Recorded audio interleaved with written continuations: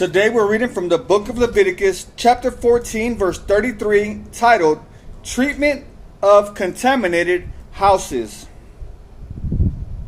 Then the Lord said to Moses and Aaron, When you arrive in Canaan, the land I am giving you as your own possession, I may contaminate some of the houses in your land with mildew. The owner of such a house must then go to the priest and say, It appears that my house has some kind of mildew. Before the priest goes in to inspect the house, he must have the house emptied, so nothing inside will be pronounced ceremonially unclean. Then the priest will go in and examine the mildew on the walls.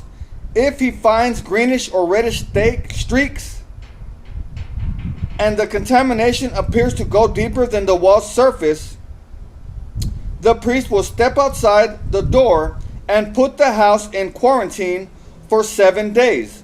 On the seventh day, the priest must return for another inspection. If he finds that the mildew on the walls of the house has spread, the priest must order that the stones from those areas be removed. The contaminated material will then be taken outside the town to an area designated as ceremonially unclean. Next, the inside walls of the entire house must be scraped thoroughly and the scrapings dumped in the unclean place outside the town. Other stones will be brought in to replace the ones that were removed, and the walls will be replastered. But if the mildew reappears after all the stones have been replaced and the house has been scraped and replastered, the priest must return and inspect the house again. If he finds that the mildew has spread, the walls are clearly contaminated with a serious mildew, and the house is defiled.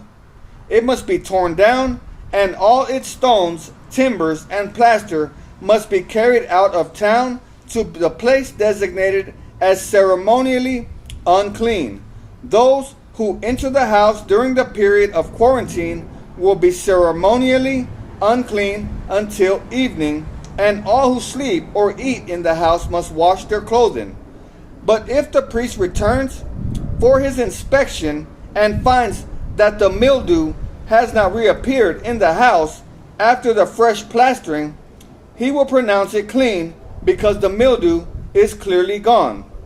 To purify the house, the priest must take 2 birds, a stick of cedar, some scarlet yarn, and a hyssop branch.